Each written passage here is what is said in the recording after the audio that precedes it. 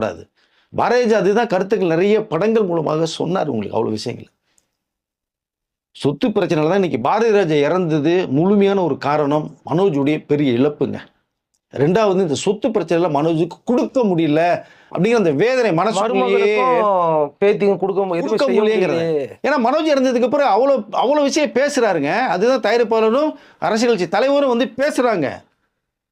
அவங்களுக்கே ஒத்து வரும். ஏங்க இவ்வளவு சுத்தல ஒரு 50 கோடி ரூபாய் கொடுங்களேன், பொண்ணுக்கு பேர்ல டெபாசிட் பண்ணுங்களேன், பிக்சட் டெபாசிட் பண்ணி விடுங்க, எஃப்டியில் எடுக்க முடியாத அளவுக்கு பண்ணுங்க, பணத்தை ஏமாத்தி ஓடிடுவாங்க. ஓடுனா ஓட்டுங்க, மனோஜ் ஒய்ஃப் தானேங்க. ஒரு பணத்தை கொடுத்தீங்கன்னா அவங்க பாட்டு ஏதோ பண்ணிட்டு போறாங்க. இல்லை எஃப்டியில் போடுங்க, 2 பொண்ணு ஆளுக்கு வந்து 25 crores போட்டு விடுங்க, அது பாட்டுக்கு வட்டியோட வந்து நிம்மதி சந்தோஷமா. உடைய இலக்கை என்ன டைரக்டரான ஆசைப்படுறான் பண்ணிட்டு போயிடுவாங்கல்ல.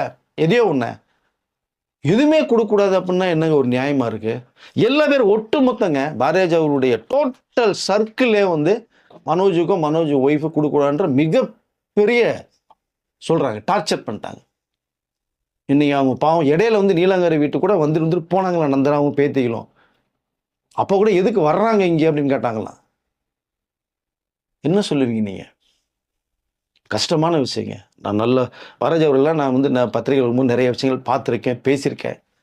அருமையான மனிதர், கோவக்காரு. ஷூட்டிங் ஸ்பாட்டில் மட்டும்தான்.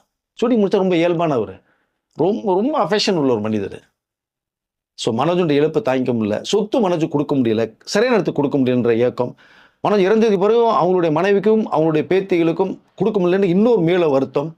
நினச்சி சுத்தமாக படுத்துட்டு யாருமே கவனிக்காமல் எல்லாம் ஓடிவிட்டாங்க. நீலங்கரை வீட்டில் அனாத மாதிரி யாரும் பெத்த பிள்ளையோ பாவம் 2 பசங்க வந்து சோறு ஊட்டி உடம்பு கொடுத்து மாத்திரையை கொடுத்து இது வரைக்கும் பார்த்துருக்காங்க. அவங்களுக்கு புண்ணியம் போய் சேரும். ஸோ அனாதை போன மாதிரி இன்னைக்கு இறந்து அதுக்கப்புறம் செய்தி கேட்டு நம்ம திரையுலக நண்பர்கள் எல்லாமே போய் பார்த்தது.